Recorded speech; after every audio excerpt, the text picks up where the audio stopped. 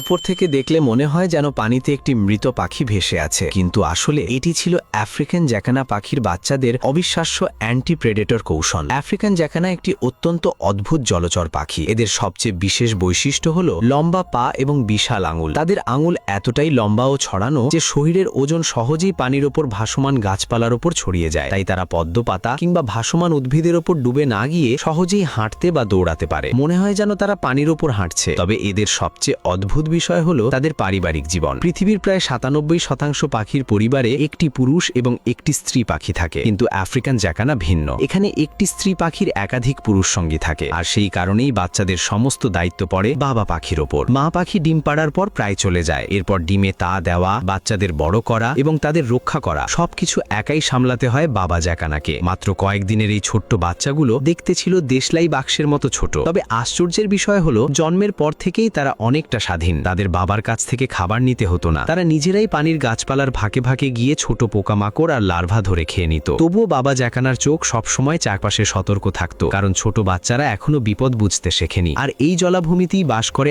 আকাশের সবচেয়ে ভয়ঙ্কর শিকারী পাখিগুলো। এই শিকারী পাখির দৃষ্টি এতটাই তীক্ষ্ণ যে পানির ঝিলিকের মধ্যে দিয়েও শিকারের নড়াচড়া দেখতে পারে। যদি তার নজর এই ছোট বাচ্চাগুলোর উপর পড়ে তাহলে তাদের বেঁচে থাকা প্রায় অসম্ভব। সাধারণত বাবা জ্যাকানা তার বাচ্চাদের ডানার নিচে লুকিয়ে নিরাপদ জায়গায় নিয়ে যায়, কিন্তু আজ বাচ্চাগুলো অনেক দূরে দূরে ছড়িয়েছিল। তাই সে দ্রুত একটি বিশেষ সতর্ক সংকেত দিল, আর ঠিক তখনই ঘটল অবিশ্বাস্য ঘটনা। বাবার সতর্ক বার্তা শুনেই সব বাচ্চা যেখানে ছিল সেখানেই সম্পূর্ণ স্থির হয়ে গেল, একদম না নড়ে। মনে হচ্ছিল যেন তাদের নিঃশ্বাসও থেমে গেছে। চারটি বাচ্চাই নিখুঁতভাবে এই কৌশল ব্যবহার করল, কিন্তু উপরে উঠতে থাকা শিকারী তখনও শিকার খুঁজছিল। হঠাৎ সে দ্রুত নিচে ঝাঁপিয়ে পড়ল, কিন্তু তার থাবায় ধরা পড়ল শুধু একটি মাছ। বাচ্চাগুলো বেঁচে গেল। বিপদ কেটে যাওয়ার পর বাবা দ্রুত তার বাচ্চাদের খুঁজতে শুরু করলো। একটি, তারপর দ্বিতীয়টি, তারপর তৃতীয়টি, সবাই ফিরে এলো, কিন্তু চতুর্থ বাচ্চাটিকে কোথাও দেখা যাচ্ছিল না। বাবা বারবার ডাকতে থাকলো, কিন্তু কোনো উত্তর এলো না। আসলে ছোট্ট বাচ্চাটি প্রায় পুরো শরীর পানির নিচে লুকিয়ে রেখেছিল, তাই সে বাবার ডাক শুনতেই পায়নি। ওপর থেকে দেখলে সত্যিই মনে হচ্ছিল যেন একটি মৃত পাখি পানিতে ভাসছে, কিন্তু তার ছোট্ট ঠোঁটটি পানির ওপরে একটি স্নরকেলের মতো বের হয়েছিল। সেই ঠোঁট দিয়েই সে পানির নিচে থেকেও